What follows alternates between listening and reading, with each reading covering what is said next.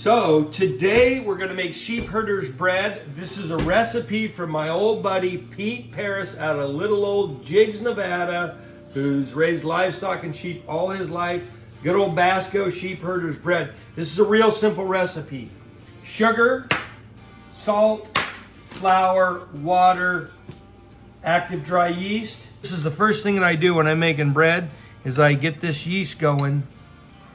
And just to make sure that it's proved out, because the last thing you want to do is you want to make your bread, get it all in, and then it doesn't rise. This recipe is pretty simple.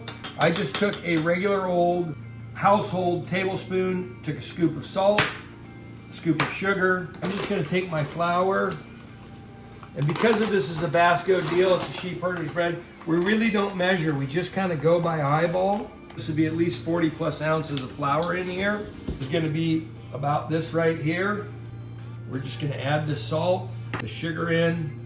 I'm just going to take a whisker and I'm just going to mix that well with my flour.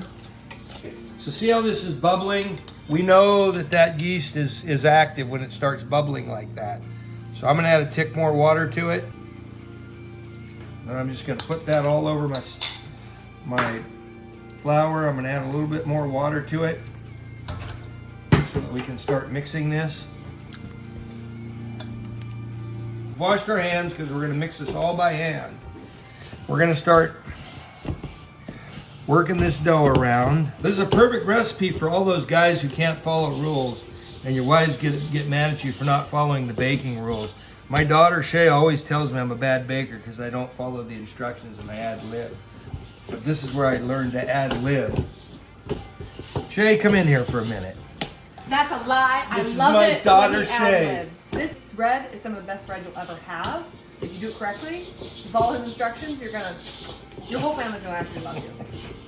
Okay, now that we're getting all this consolidated, I'm gonna rub all that stuff off the edges, get it consolidated.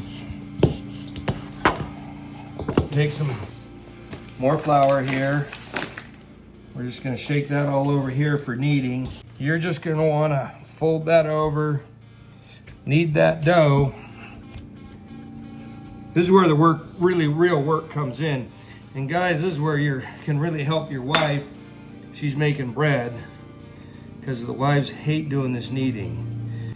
The one thing that I didn't tell you is keep your water warm. You don't want hot water. Hot water will kill the yeast. Good warm water will activate that yeast and get it going. The more yeast you use, the faster the rise. If you want a slow rise, you're going to use less yeast.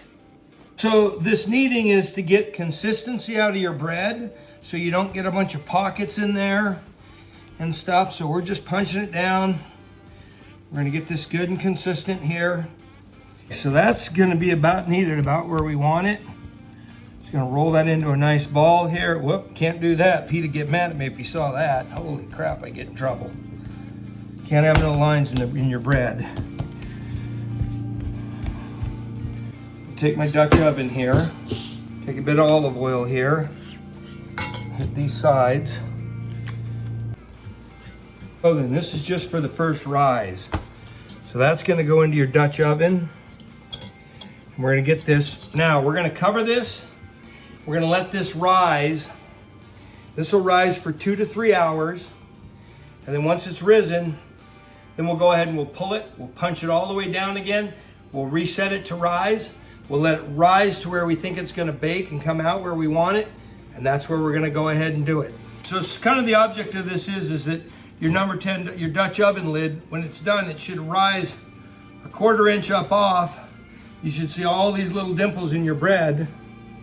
And your bread should be perfect. Now, that said, I have screwed this up way more times than I've hit it perfectly. So knowing the right amount of dough to put in and the right time to rise and all that is really key. We're gonna see if we hit this one right. I don't know, it's always a crapshoot. I don't make bread enough to have a consistency to where I know I hit it every time. So we're gonna hope for the best on this one. I'm just gonna rub that around on the top of it there, just for the heck of it. Okay, I've just set my Dutch oven in here in my oven where I've got a little bit warmth. It's fall, it's a little cool out. It's probably 68 degrees here in the house. I want a little bit warmer. I got a pilot light going in there, so that's a little warmer in there. So I'm gonna let that rise. So we'll see you in a couple, 2 to 3 hours, and we'll see what that rise looks like. So it's been about 2.5 hours. We used quite a bit of yeast, so I think we're gonna find the rise is risen, and she has risen. So then, look at this. So we're gonna push this. We're gonna punch this all down here, like so. I'm gonna spread this out, this flour, so I can work this right off of here.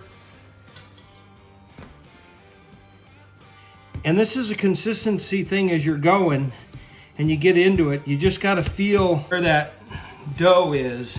You want it to where, see how it's been sticking to my hand here a little bit? You don't want that. You want it to where it consolidates on its own, but it's not sticking really bad.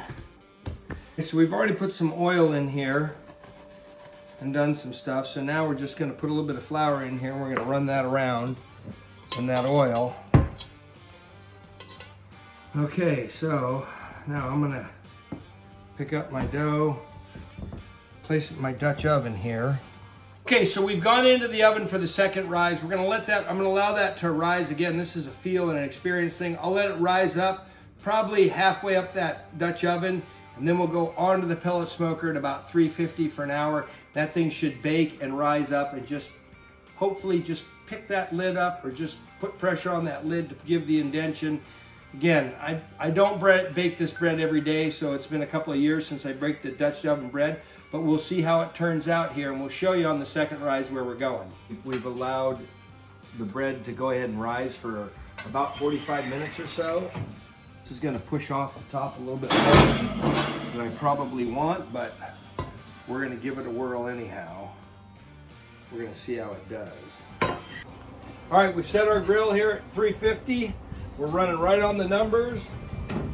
We're just gonna go ahead and set this guy on there, but we'll see you here in about an hour for the big loaf. All right, we've been on for about an hour and 30 minutes. It took a little bit longer. We didn't get the perfect rise out of it, but she's pretty well done. She's got a good hard crust. So we're gonna pull this lid off. We got a nice rise out of it, and there it is. We got a perfectly baked Dutch oven bread here. Sheepherder's bread in a Dutch oven on the pellet grill. Happy grilling.